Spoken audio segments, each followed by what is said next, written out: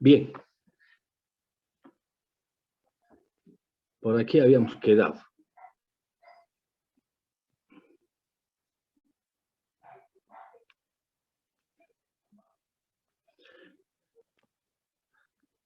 Muy bien. Estábamos viendo rápidamente cuáles eran las causas de litiasis renal de oxalato de calcio, fosfato de calcio, litiasis úrica, cistina y fosfato amónico magnésico. Si ustedes se fijan en este cuadro, fosfato amónico magnésico, la única causa son las infecciones urinarias, gérmenes ureasa positivos, son las que desdoblan la urea y forman cálculos, son los gérmenes todo, ¿ya? La litiasis úrica, la gota primaria y, lógicamente, la litiasis por ingesta excesiva de purinas. Este detalle es importante, ¿no? Por el momento, este detalle, ¿ya? Porque a los pacientes podremos indicarles una dieta adecuada para que no vuelvan a tener este cuadro de litiasis. Y no se olviden las purinas, creo que por acá abajo está.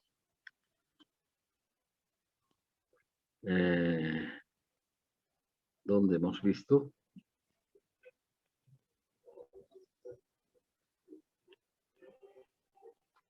Acá, estos son los alimentos que pueden elevar las purinas, pero en nuestro medio muchas cosas de estas no las comemos, pues. Lo que sí comemos es lo más habitual. A ver. Ahí. Lo que sí comemos con mucha frecuencia, por ejemplo, son las menudencias, ¿no? Riñones, sesos, el hígado, mollejas.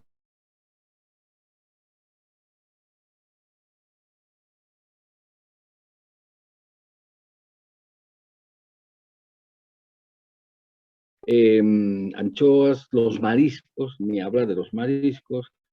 Y en nuestro medio, ¿qué comemos más? La carne de cerdo, carne de cordero. ¿Qué tomamos más? Coca-Cola, cerveza y café instantáneo. Esos son los elementos, digamos, clave para bajar el ácido úrico. ¿Bien?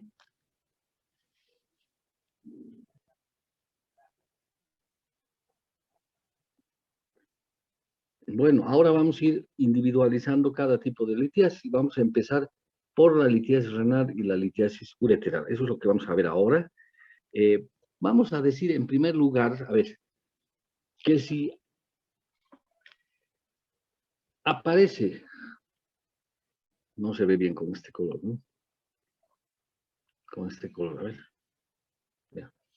Si en el riñón que está acá, con sus cavidades, aparece un cálculo o varios cálculos, digamos uno aquí, otro aquí. Al principio estos cálculos pueden ser asintomáticos, pues son muy pequeños en un principio y no traen ningún problema. Pero después, ya cuando se hacen más grandecitos estos cálculos, sobre todo cuando la persona hace algún ejercicio, por ejemplo, deporte, corre, salta, se mueven dentro del riñón y producen pues un pequeño sangrado, se producen hematuria. Entonces son los pacientes que de repente dicen, no sé, he ido a jugar fútbol y a tratar de orinar sangre. Y no se olviden que la hematuria renal generalmente es hematuria total, o sea, no es ni al principio ni al terminar, sino es toda la orina con sangre. Hemos dicho también que los varones son los que más fácilmente se dan cuenta de la hematuria. Las mujeres no saben qué tipo de hematuria es porque bueno, se levantan del baño y recién pueden ver que la orina estaba con sangre. El varón ve desde que empieza hasta que termina de orinar, o sea, que es más fácil detectar en ellos qué tipo de hematuria es, si es hematuria inicial, terminal o total.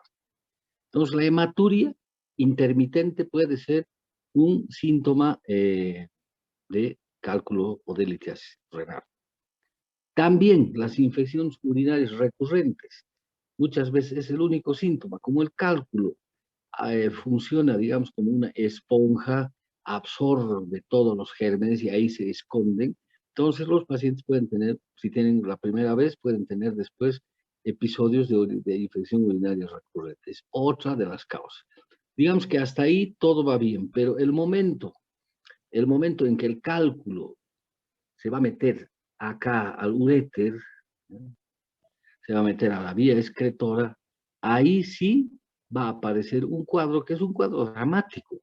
Es un cuadro muy doloroso que es el cólico renal o cólico nefrítico también llamado. ¿Qué sucede? ¿Cuándo se produce cólico? Cuando un cálculo se introduce en la vía excretora, principalmente en la unión piel-ureteral o en el uréter y empieza a descender. Entonces, ustedes saben que el uréter tiene peristaltismo y ese peristaltismo, cada contracción ureteral produce dolor porque está obstruido.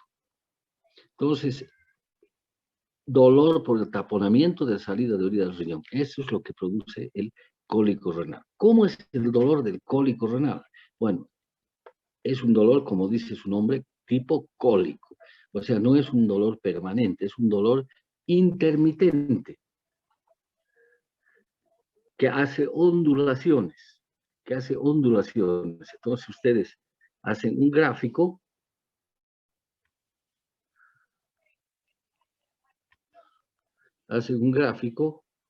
¿qué va a pasar con el dolor? El dolor se va a comportar así. Sube, llega a su tope y vuelve a bajar. Y vuelve a subir y vuelve a bajar. Entonces hace ondulaciones. Acá está el pico y aquí está el dolor máximo. ¿Ya? Por eso cuando el paciente viene con cólico renal y se logra calmar, aliviar el dolor, no hay que darlo de alta enseguida, porque seguramente como el cálculo sigue metido en la vía urinaria, va a seguir produciendo el taponamiento y van a aparecer otros episodios de dolor. Es posible que 24 horas el paciente sea asintomático por la analgesia, pero que vuelva, una vez ido el paciente del hospital, nuevamente vuelve el dolor y esté en el mismo drama.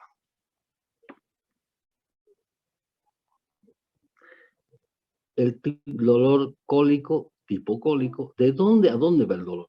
Se origina en la región lumbar, y se irradia a la región abdominal y genital, a la región escrotal en el varón y a los labios mayores en la mujer. Eso por un lado.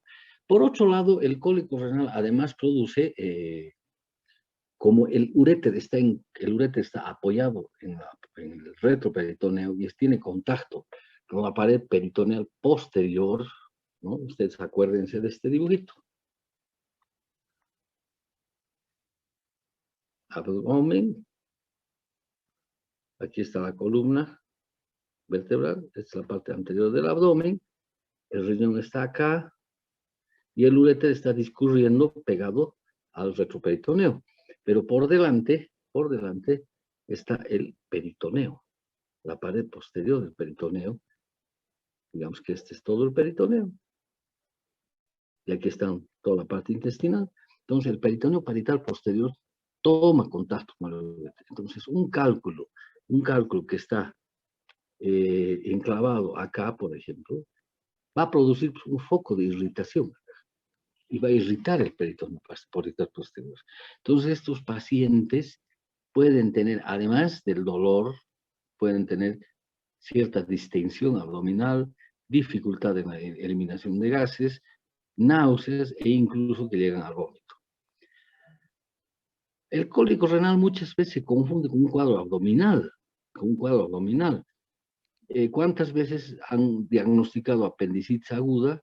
Se ha operado del problema apendicular, de pronto han sacado un apéndice prácticamente normal y el dolor persiste al día siguiente.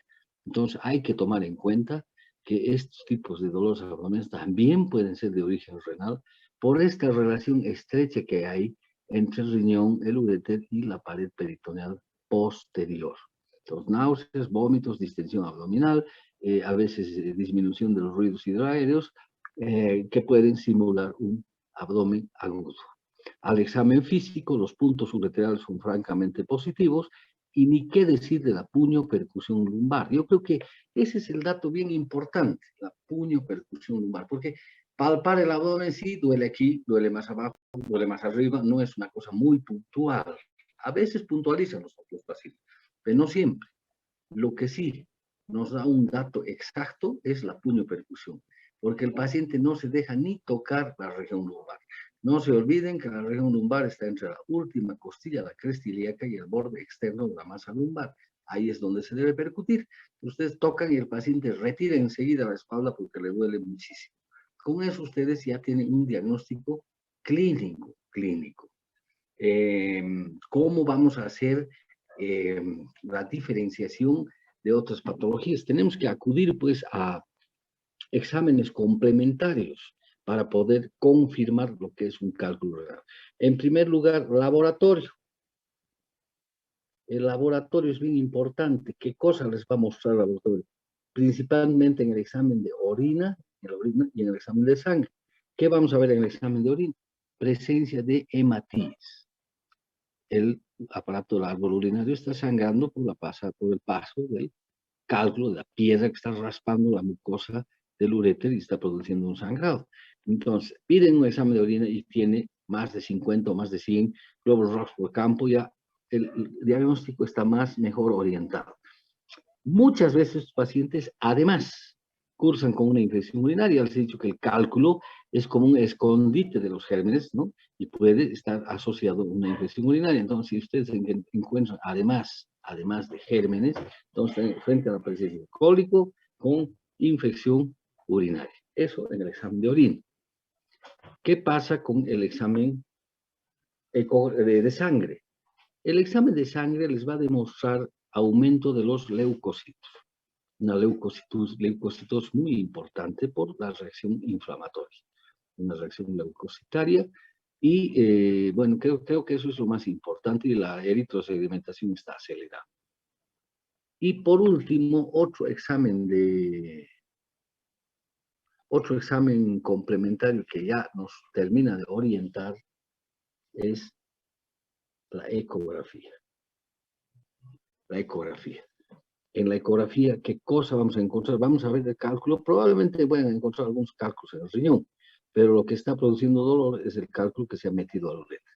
Y ese cálculo en uréter no les va a demostrar, o sea, en la ecografía muchas veces no va a poder encontrar el cálculo ahí, pero sí les va a mostrar una dilatación renal. ¿Por qué? Como el riñón está obstruido, entonces el riñón aparece así y dilatado hasta el lugar donde está el cálculo, que digamos aquí. ¿Ya? A veces, con un buen ecógrafo se puede ver el cálculo acá. Se puede ver el cálculo.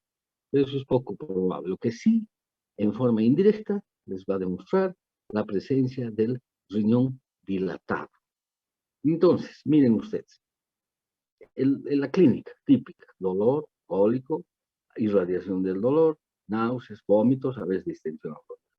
Segundo, laboratorio, examen de orina con abundantes hematíes en la orina, a veces germen.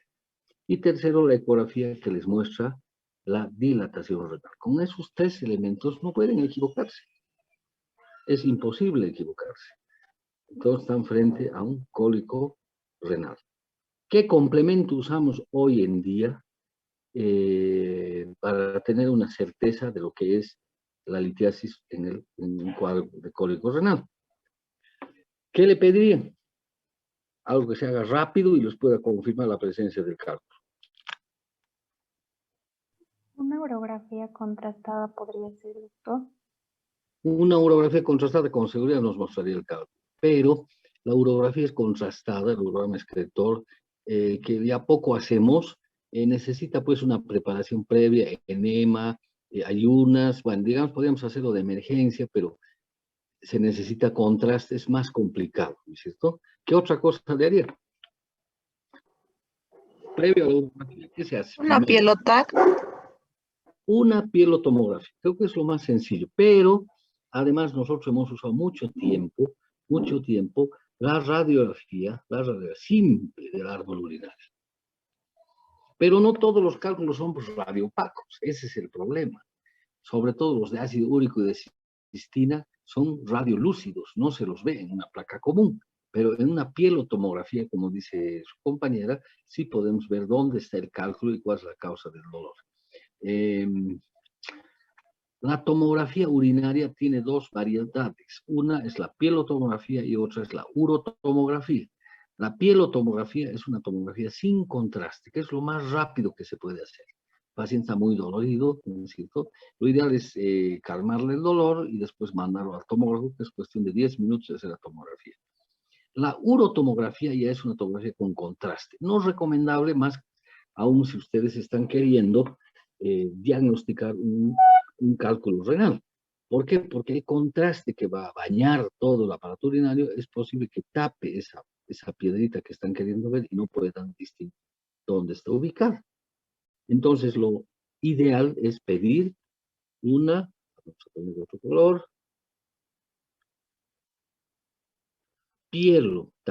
pielotomografía. Esto es lo que hacemos a diario en el hospital. Pero lógicamente la pielotac la dejamos al final porque el paciente está muy dolorido y necesita aliviar su dolor. Y no lo vamos a meter a hacer más estudios. Lo primero controlamos el cólico y después ya procedemos a hacer el tratamiento. Miren ustedes con qué se puede confundir un cólico renal. Miren ustedes la cantidad de patologías que pueden ser confundibles con un cólico renal. Cólico biliar, por ejemplo, un cólico por un cálculo en vesícula biliar. Ustedes saben que la vesícula, vamos a borrar todo esto, la vesícula es piriforme, es así, y desemboca con el cístico acá en el colédoco. Cuando hay un cálculo, muchas veces el cálculo se mete en el cístico y produce un cólico, ¿ya? Pero el cólico biliar, en primer lugar, puede cambiar o puede disminuir con los cambios de postura. Si el paciente se acuesta del otro lado, puede que el cálculo vuelva a la vesícula y alivie el dolor. Y por otro lado, haciendo usted el examen físico, donde más va a doler va a ser el hipocondrio derecho, no tanto el flanco como duele en el cólico renal. Y la percusión lumbar va a ser negativa, eso clínicamente. Y ecográficamente o laboratorialmente la orina va a estar normal. Y ecográficamente van a poder ver que los riñones no están dilatados y de pronto ya buscando vesícula van a encontrar un cálculo. Entonces, un cólico biliar. Una colecistitis aguda viene con fiebre, lo cual en el cólico renal generalmente no hay, viene con fiebre, con dolor en el hipocondrio derecho, ¿no es cierto? Y no siempre la presencia de un cólico, de un cálculo, perdón, pero el engrosamiento de la pared de la vesícula biliar. Pancreatitis aguda, la pancreatitis aguda produce un dolor diferente, es un dolor terebrante. ¿Qué quiere decir? Que es un dolor penetrante, como si le estuvieran clavando un puñal a la persona, es lo que relata. Pero el dolor no está puntualizado, es un dolor en cinturón, o sea, rodea todo el abdomen, de ombligo a ombligo, si se dan cuenta, ¿no es cierto? Es un dolor en cinturón típico de la pancreatitis aguda, que además no hay uronefrosis, no hay hidratación renal, no hay alteración de la orina, y si ustedes hacen una enzima pancreática, la amilasa va a estar muy elevada. Úlcera péptica, gástrica, duodenal también, antecedentes de gastritis o de úlcera previa. ¿Ya? ¿Qué más? A ver, ¿qué otras cosas? Un cálculo de uretería distal cuando ya está llegando a la vejiga. Cuando está llegando a la vejiga, es un detalle que no les he dicho, cuando el cálculo ya está llegando a la vejiga, produce irritación vesical y simula una cistitis por la irritación vesical. Y puede confundirse con una diverticulitis, con una apendicitis, les he dicho, que puede confundirse. Una torsión testicular, siempre si es varón hay que examinar la parte genital. Nunca dejen de examinar, no vayan a pensar que es un cólico renal y resulta ser un cuadro de torsión testicular. Yo les voy a contar un caso de hace muchos años que vi en un médico, imagínense un médico, que su mujer médica también me llama y me dice, doctor, mi marido está mal, que está con cólico, bla, bla, bla. Bueno, ponle un ketorol, ponle esto, y al final me dice, doctor, no le pasa con nada. O sea, hay que ver. Los médicos generalmente nos tratamos así, pues no quieren ir al médico, el médico no quiere ir al médico. Bueno, finalmente lo trajo y en el examen clínico lo primero que me llamó la atención es que no tenía testículo en el lado izquierdo, tenía un criptoquídeo.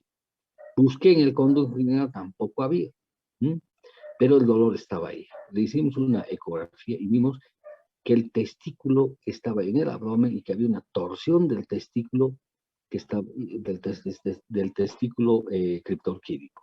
Había una torsión. Encima ese testículo era tumoral, una patología rarísima, ¿no? Pero para que vean ustedes que una torsión testicular puede simular un cólico renal.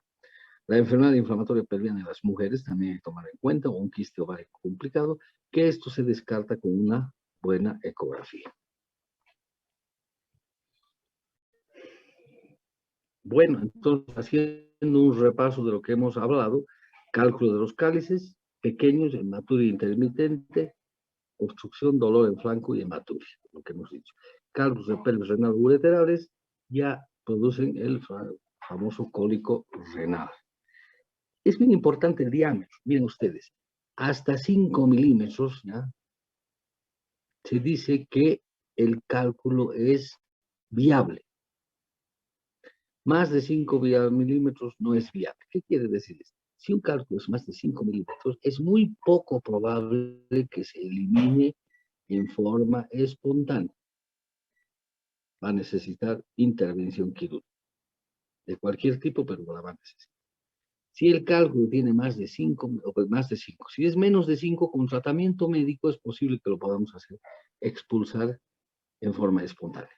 Por eso se dice cálculo viable y cálculo no viable. Como dice aquí, si desciende el uréter distal, irritación vesical, acabo de decirles, puntos ureterales, puño, percusión positiva, abdomen digestivo, peristaltismo hipoactivo. Ya hemos hablado de los exámenes complementarios. El laboratorio. Haremos esto. El laboratorio. La ecografía son los elementos que nos dan el diagnóstico, digamos, nos refrendan el diagnóstico clínico. El urograma excretor ya no lo estamos haciendo porque necesita contraste, necesita un montón de cosas y además enema, en fin, un montón de preparación. Entonces lo que hacemos ahora es la pielotac, que acabamos de hablar. Pielotac. Muy importante. La pielografía ascendente es un estudio que consiste, si esta es la vejiga, aquí está el meato, en introducir un catéter por el uréter e inyectar contraste y ver si en algún lugar está el cálculo obstruyendo el uréter. A eso corresponde. Esto se hace por vía endoscópica, haciendo una cistoscopia.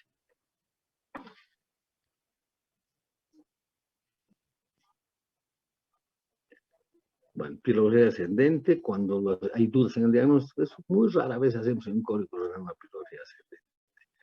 Bien. Y urotac, bueno, pielotac en realidad, yo prefiero hacer la pielotac, porque no usamos el contraste. El contraste, pues, tapa de blanco todito y no sabemos dónde está el cálculo.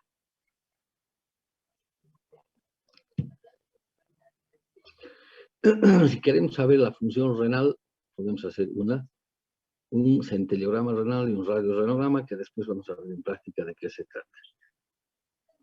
Pero estos son cosas más raras. Aquí no se olvide lo que les he dicho a un principio. Nuevamente les repito. Examen clínico.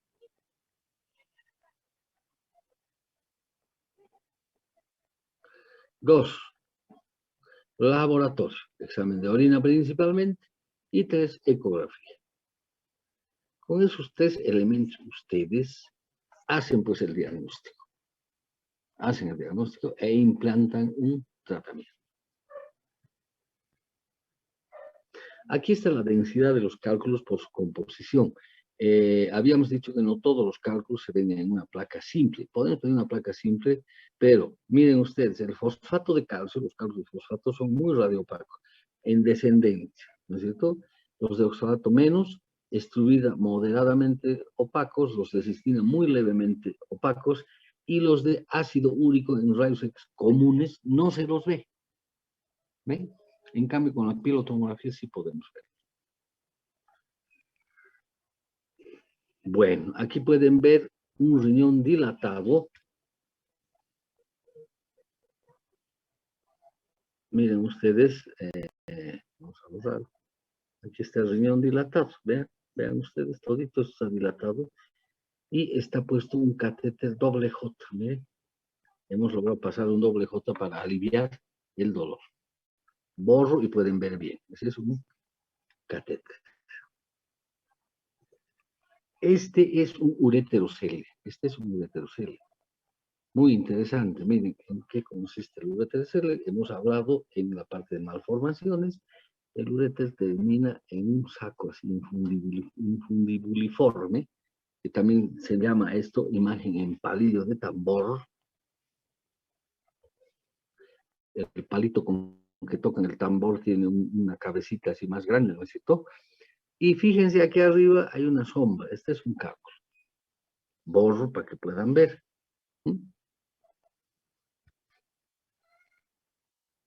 Esta es una tomografía. Fíjense con qué nitidez podemos ver el cálculo. Este es el riñón y esta es la columna vertebral.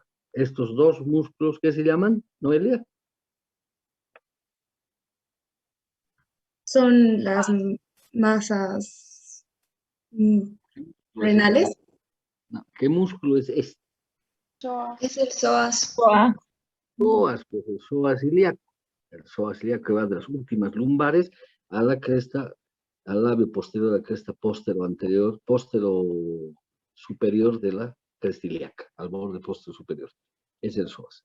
Entonces ahí ustedes pueden ver perfectamente un cálculo ureteral que está produciendo el cólico. Miren ustedes acá, esta es una imagen bien interesante donde ustedes pueden ver un cálculo. ¿En qué riñón está el cálculo? Izquierdo. Izquierdo. Y se fijan, a ver, hay un detalle importante. Este es el riñón. Y fíjense, el cálculo está acá. Y fíjense en el cáliz superior. Y este cáliz superior está dilatado. ¿Ven? Es una bolsa ahí. ¿Ven? Qué interesante. Este es un paciente con litiasis renal. Borramos. Ahí pueden ver ustedes mejor la imagen. Ahí lo mismo, el riñón izquierdo se ve con mayor. Si ampliamos un poquito, pueden ver perfectamente el cálculo y el sistema. Ustedes saben que los cálices tienen 3 grupos, superior, medio e inferior. Aquí el grupo superior es el que está obstruido. Miren ese otro cálculo, de 17 milímetros, casi 2 centímetros. Bien. Entonces vamos al tratamiento del cólico renal y aquí vamos a terminar para que no queden tarde en su clasecita de neuro, para que puedan ir a aprender el comportamiento de las neuronas. El tratamiento del cólico renal es un tratamiento de emergencia.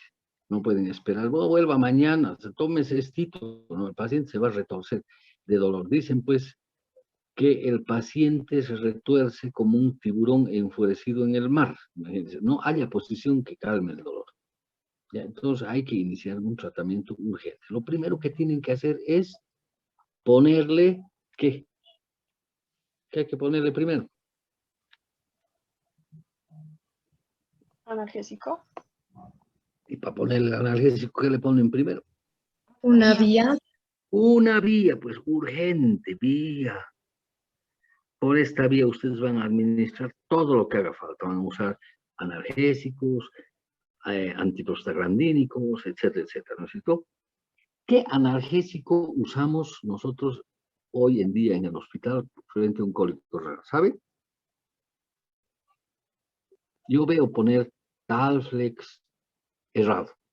Veo poner tramadol peor todavía. El tramadol es derivado morfínico. Si bien calma el dolor, aumenta el espasmo ureteral y empeora el cuadro. Calma momentáneamente y después vuelve con más fuerza. ¿Qué analgésico usamos? ¿Saben o no saben? El ketorolaco es lo que mejor nos funciona, ¿no? El ketorolaco. El ketorolaco. Ketorolaco. Usamos en gente grande, estamos hablando, 60 miligramos cada 8 horas hasta calmar el dolor totalmente. Lógicamente, en estos pacientes, si vamos a usar un analgésico de este tipo, tenemos que usar un protector gástrico. Podemos usar ranitidina o omeprazol, cualquiera de los dos. No se olviden que el ketorolaco, no más de 3 días endovenoso, no más de 5 días oral. ¿Por qué será? producir gastritis, doctor. ¿Puede producir qué? Gastritis. Es pues gastrolesivo, puede producir una gastritis, úlcera perforada. Entonces hay que tener mucho cuidado y sobre todo en los ancianos, ¿no? En los ancianos hay que tener mucho cuidado con el uso del ketorolaco. Bien, entonces, ketorolaco. A esto le vamos a agregar un antiespasmódico. ¿Qué antiespasmódico vamos a usar? Tenemos que relajar el uréter. Antes se usaba pues la buscapina, la iosina, pero ahora hay otro antiespasmódico que es además antiprostaglandínico y tiene mejor efecto a nivel ureteral. ¿Cuál es? Espasmoveramidón, doctor, podría ser. ¿Qué composición tiene el espasmoveramidón? Tiene El propinoxato. el propinoxato. El propinoxato es el que mejor actúa. Entonces le pongo propinoxato.